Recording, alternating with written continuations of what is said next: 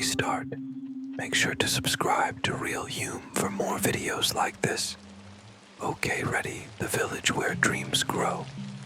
Far away, hidden deep in a forest, where the leaves glowed faintly at night, there was a village not found on any map.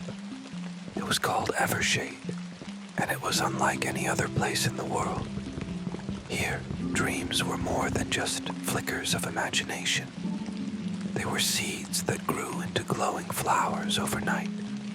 The villagers, gentle and quiet folk, would plant their hopes each evening in the soft earth, whispering kind thoughts to the soil. By morning, entire fields of colorful dream flowers swayed in the misty breeze, humming softly to the rhythm of the waking world. At the center of Evershade lived an old man named Elder Fenwick, who had silver hair, deep laugh lines, and a lantern that never went out. Every night he would stroll through the village, lighting small dream lanterns with a flame that came from the stars. These lanterns hovered like fireflies, floating above rooftops and guiding the dreams of children as they slept. Some dreams drifted toward the mountains, others wandered gently across the lake, and a few even soared into the sky where they joined the stars, becoming constellations no one could name. Among the villagers was a young girl named Lena, who had never been able to grow a dream flower of her own.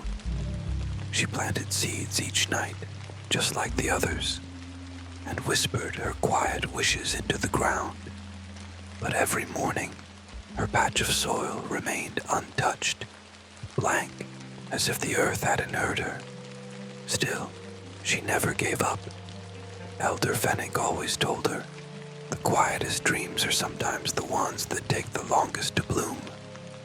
One evening, as a soft drizzle fell and the air smelled of wet moss and old wood, Lena wandered beyond the usual paths. She followed a trail of glowing mushrooms until she reached a hill she had never noticed before. At the top stood a single, silent tree, its leaves shaped like teardrops, its bark smooth and silver. She sat beneath it and spoke aloud, not a wish but a story, of how she wished to fly among the stars, to walk on clouds, and to bring light to the darkest corners of the world. The tree shimmered. Its branches stirred, though no wind blew. A single petal drifted down and landed in her hand, a soft, glowing petal that pulsed with a quiet warmth. She took it home and planted it in her usual spot. That night, she didn't look back.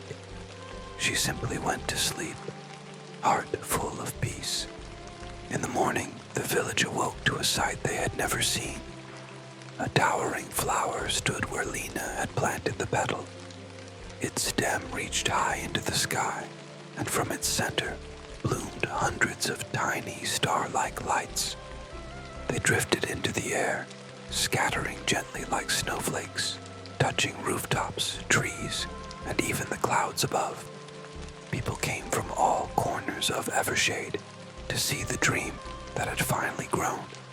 Not just a flower, but a gift that lit up the village with a quiet joy. From then on, every night, Lena sat by the tree on the hill and told her stories, not to wish for dreams, but to share them.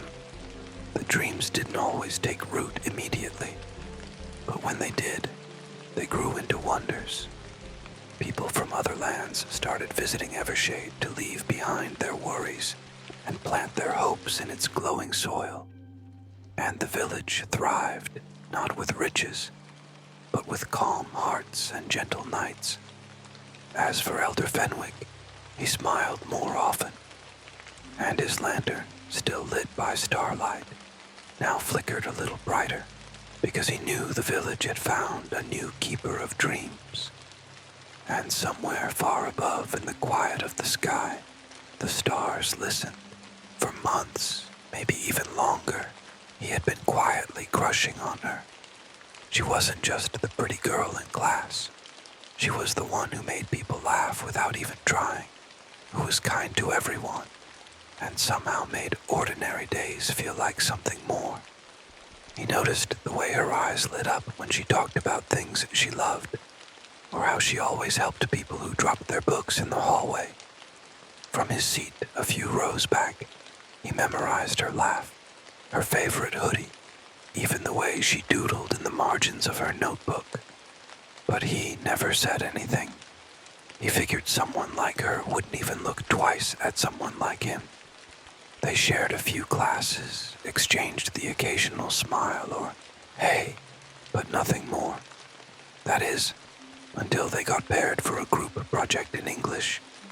He thought he might pass out when he saw their names together. The first few days were awkward, full of quiet small talk and stiff silences. But then, something shifted.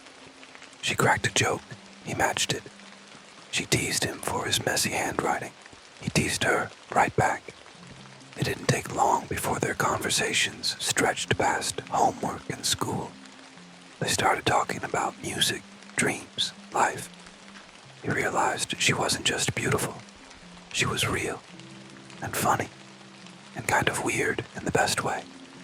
They started texting outside of class, then FaceTiming, and every time he saw her name pop up on his screen, he couldn't help but smile. He still didn't think he had a chance. He figured she was just being nice. But one day, after school, they were walking to the bus stop together when she suddenly stopped and looked at him. "Can I ask you something?" she said. He nodded, trying not to panic. "Did you ever have a crush on me?" He froze. Everything inside him screamed to run, to lie, to joke it off. But he didn't. He looked at her and said, "Yeah, I still do." There was a moment of silence, and then she laughed, this soft, surprised kind of laugh. "Good," she said, "because I've kind of always liked you too." His heart basically exploded. They stood there for a second, both smiling like fools, and then she reached out and took his hand. It was the start of something new. From shy hallway glances to holding hands under the desk, the boy who once thought he didn't stand a chance had finally gotten the girl who never left his mind.